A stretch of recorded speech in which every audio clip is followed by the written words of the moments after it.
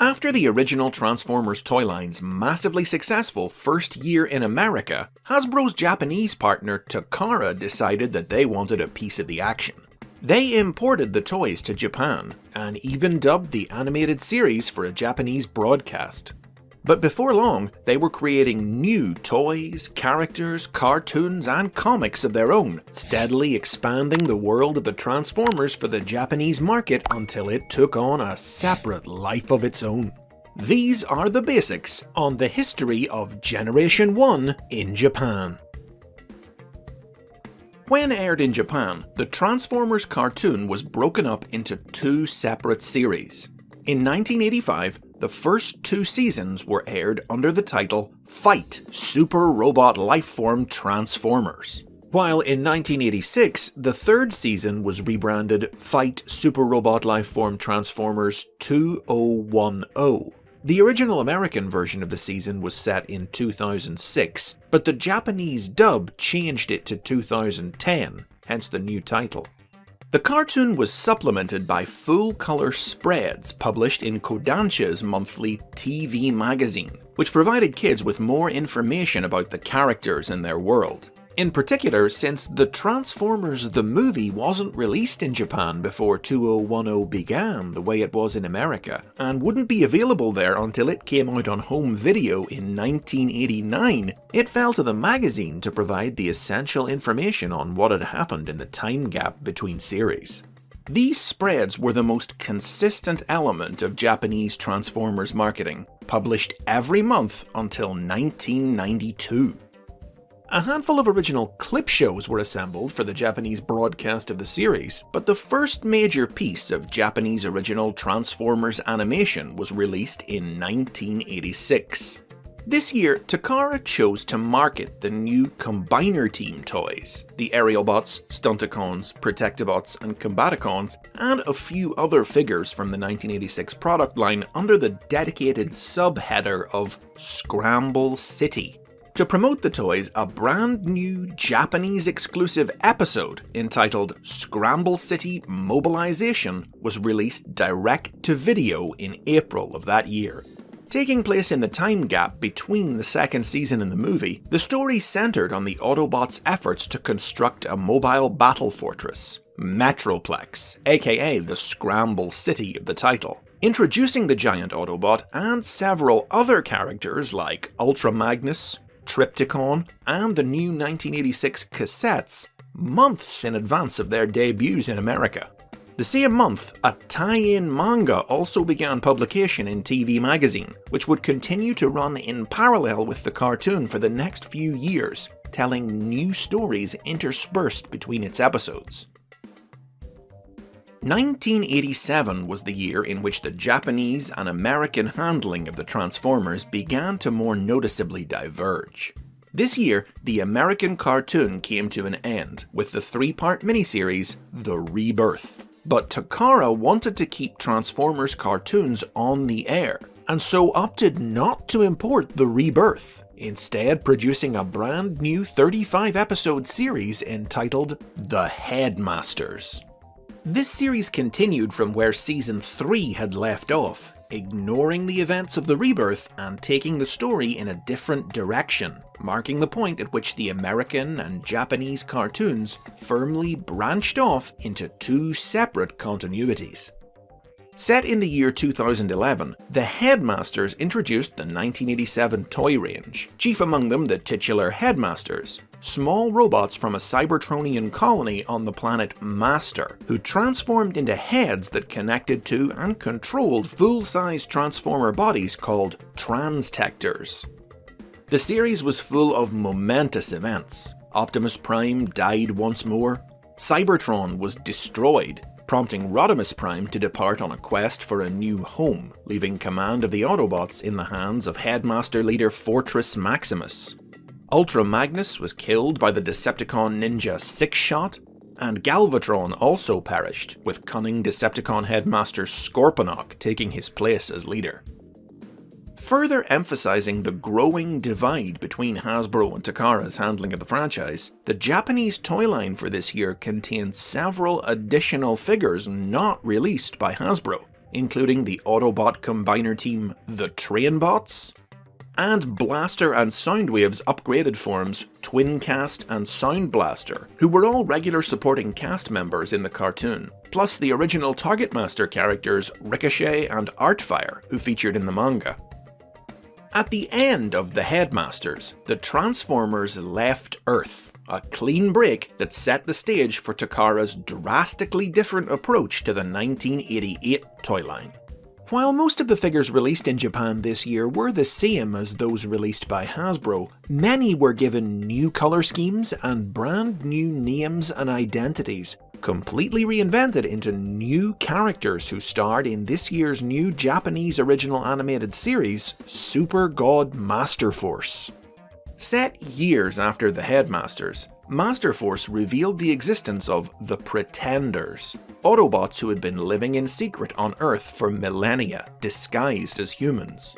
When the Decepticons returned, now led by the energy being Devil Zed, who sought to create the ultimate life form by fusing human beings and Transformers together, the Pretenders recruited human allies of their own and granted them the power of the Master Force, so they could connect to Transtectors and become Transformers themselves in order to defend their world. For instance, the toy known in Hasbro markets as the Autobot Headmaster Nightbeat was reinvented by Takara to become French schoolgirl Minerva, the first female Transformer toy, while the new Power Master version of Optimus Prime was reimagined as Jinrai, a Japanese trucker who controlled a Transtector that merely looked like the revered Autobot leader. Original Japanese toys for this year's line included Pretender leader Metal Hawk, God Bomber, who could merge with Jinrai into God Jinrai, and Jinrai's Decepticon arch-rival Overlord, Devil Zed's second in command, controlled by the husband and wife team of Giga and Mega. Master Force was followed in 1989 by Transformers Victory. This series was set in 2025 and told the story of the newest Autobot Supreme Commander, Starsaber, as he and his troops defended Earth against the forces of Decepticon Emperor Deathsaurus, who sought to pillage the energy of the planet to reactivate his deadly battle fortress.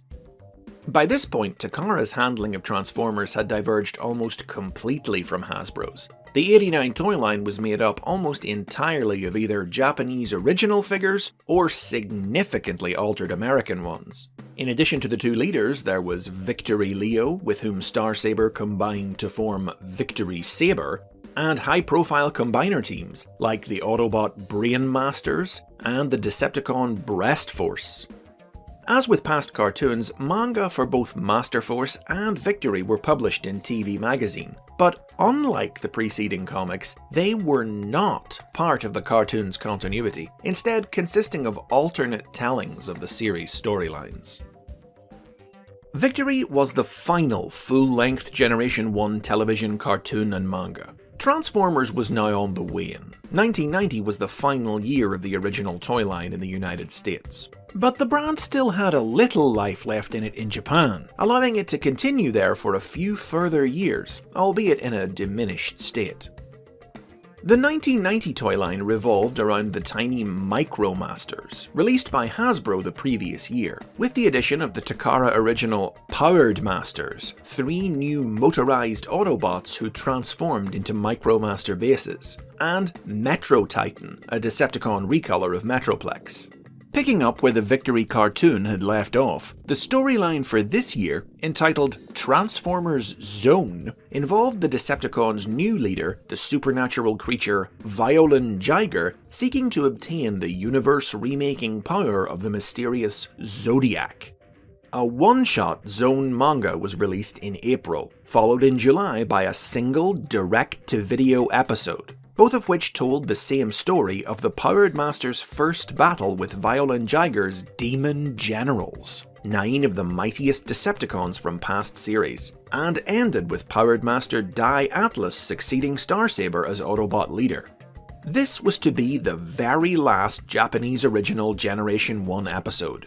with no further cartoons or comics in the works, it fell to the colour spreads in TV Magazine to tell the rest of the Zone storyline, a function that they would continue to serve for the next 2 years. The 1991 toy line was made up mostly of the remaining MicroMasters that had been released by Hasbro in 1990. Takara Original Toys this year consisted of a new team of 6 MicroMasters who could combine into 6-liner, and the Battle Stars, 3 large figures that transformed into MicroMaster bases. Sky Gary, Grandus, and the centerpiece of the line, Star Convoy, the resurrected Optimus Prime, hence the title of the series, Return of Convoy. Convoy being Optimus Prime's name in Japan. The Autobots had restored Prime to life in this new form through the power of the Zodiac in response to a new attack against Earth by the alien Dark Nova. Dark Nova countered this by resurrecting Prime's old enemy Megatron as Super Megatron, who Star Convoy battled in another one-shot manga, with TV Magazine spreads again telling the rest of the story. Finally, in 1992, there was Operation Combination, a small series centered on various new Combiner characters as they defended the Earth against the forces of the Decepticon High Regent Scrash. New toys included 4 new MicroMaster Combiners in the style of 6-liner, the Turbomasters and Predators, who were also available in Europe the same year, and classic Combiner teams the Protectobots and the Combaticons were recolored to create new Combiners Guard City and Battle Gaia. The story of Operation Combination, still set even after all these years within the continuity of the original cartoon, was told entirely through TV Magazine spreads, and its conclusion in October marked the quiet end of the original Transformers franchise in Japan. In the early days of the internet and online fandom, the world of Japanese-exclusive Transformers toys and cartoons was a mysterious thing about which a lot wasn't properly understood. The Headmasters, Master Force and Victory cartoons were all dubbed into English by Hong Kong-based studio Omni Productions and broadcast in Southeast Asia circa 1990, and bootleg VHS recordings of these versions of the cartoons would be the first, and for years only, opportunity English-speaking fans had to experience the series. Despite the dub's infamously terrible quality, inspiring fandom in-jokes and memes that persist to this day.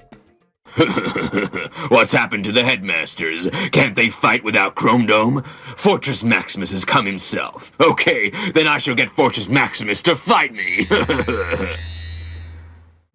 But thanks to the growth of the internet and eventually official subtitled DVD releases of the series in the 21st century, knowledge of the Japanese side of the world of the Transformers has only spread, and today we find characters who were once obscure unknowns from the other side of the world sharing the screen, the printed page, and the toy store shelf with Optimus Prime and Bumblebee.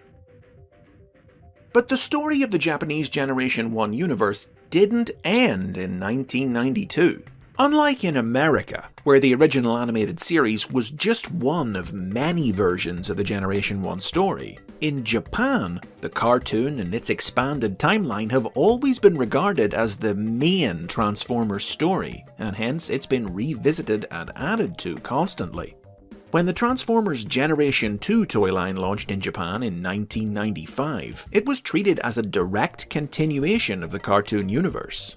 The same was true of Beast Wars and its Japanese original spin-offs 1998's Beast Wars 2nd and 1999's Beast Wars Neo, set tens of thousands of years in the future, and 2000's Car Robots, featuring characters from this era who travelled back in time to the present day. Similarly, virtually every new Generation 1 themed toy line released in Japan in the 21st century has been part of the cartoon universe. Usually written by fans turned professionals, the often ambitious stories crafted to accompany these series tend to make extensive use of continuity minutiae, slotting into available gaps all throughout the timeline. From the time and space bending stories of 2004's Binaltech and Robot Masters, set between Season 2 and the movie, to 2006's infamous Kiss Players, set between the movie and Season 3, to 2012's Transformers United EX, bridging the gap between Operation Combination and Generation 2, and most recently Transformers Legends, which spans the entire timeline. Each story has built upon the contributions of the last, with detailed retcons that tie together plotlines from multiple different series and stories, from the widely known to the obscenely obscure, bringing everything closer and closer together into a more cohesive, if incredibly complex and sprawling universe that's still growing today and shows no signs of stopping. And those are the basics on Generation 1 in Japan. This is an episode I've been wanting to make since I started the basics, and I figured the second anniversary was as good a time as any. If you've enjoyed it, maybe hit like or subscribe, or consider supporting the show on Patreon. And don't miss next episode, which is one that you've all been asking for about as long.